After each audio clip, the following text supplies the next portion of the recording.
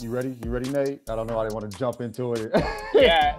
No, sorry. It's weird time. We have so much going on today. We put out our first NFTs yesterday, and it's on a 24-hour auction, and they end in 4 minutes.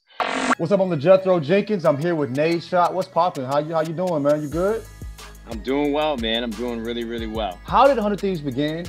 And where did you come from? I competed professionally for about 7 or 8 years on a bunch of different teams. I was making videos on YouTube about my life, about gaming, about cars, sneakers, sports, anime, all these things that I was really interested in.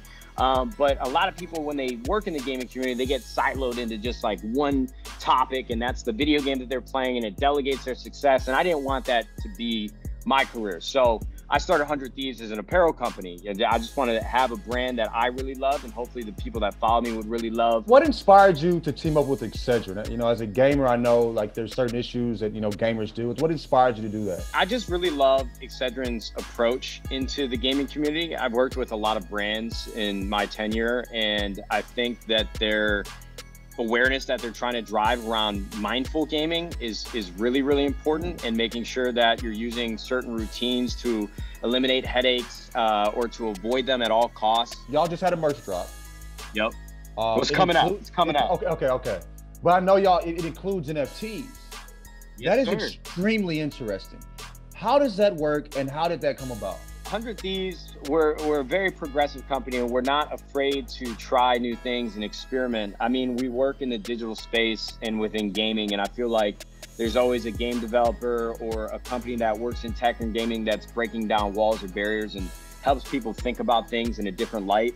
And I honestly, NFTs are pretty experimental for us right now. I don't think anybody, even if they claim to be an NFT expert, really understands where this industry is moving and how it's shaken out. So I think that's what we're trying to provide. If you're a fan of 100 Thieves or you don't know much about it, here's a staple of our brand that you can hold on forever as a digital asset.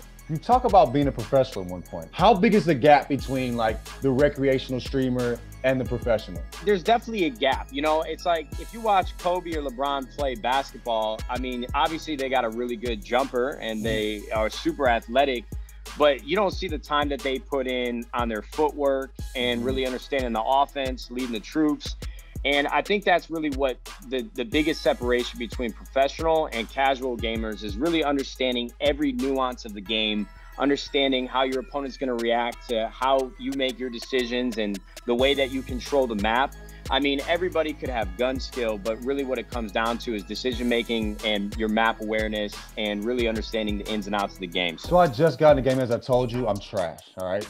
Oh, come on, man. Everybody says that, though. Everybody says that. My KD is barely over 1. So what would my regimen look like if I want to get better? Do I need a PC? Do I need a scuff controller? Like, you know, what should my regimen look like if I want to get better at gaming? You know, for me, when you mention like scuff controllers and equipment, you know, all these professional gamers can tell you like you need the best of the best. But man, when I was working at McDonald's and going to community college, I didn't have $1 to my name. I was playing on a crappy TV with a controller that had an analog stick that was completely wore down. You just got to make do with what you have, you know? Yeah.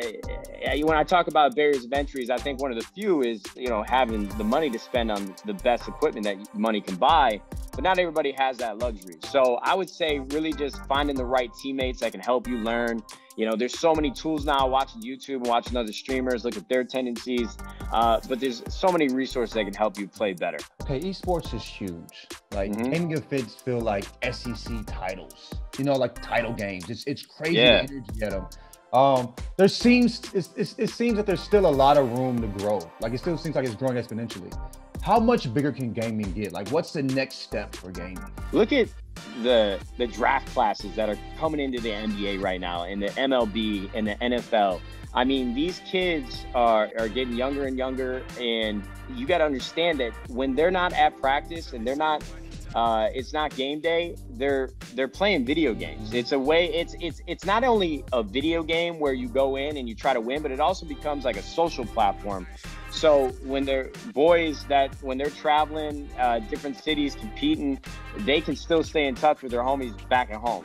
And I think that resonates with me the most, right? Because our artists and our celebrities and our actors and actresses that are coming into their own stardom and their own fame, they all grew up with video games, right? And those individuals from those groups are usually set in like pop culture in general. So now I feel like when I brought it up earlier, mainstream really is coming to gaming. The culture is different. Like video games are all inclusive, and no matter where you're at in the world, you can participate, you can be with your friends, be kicking it. And I think that's the best part about it. So I don't like to give out, concrete predictions on where it can be, but I just think you need to look at where the trend is ticking. And I think it's this younger demographic. They're not watching TV anymore. It's all digital, and video games are a platform for them to be a part of that.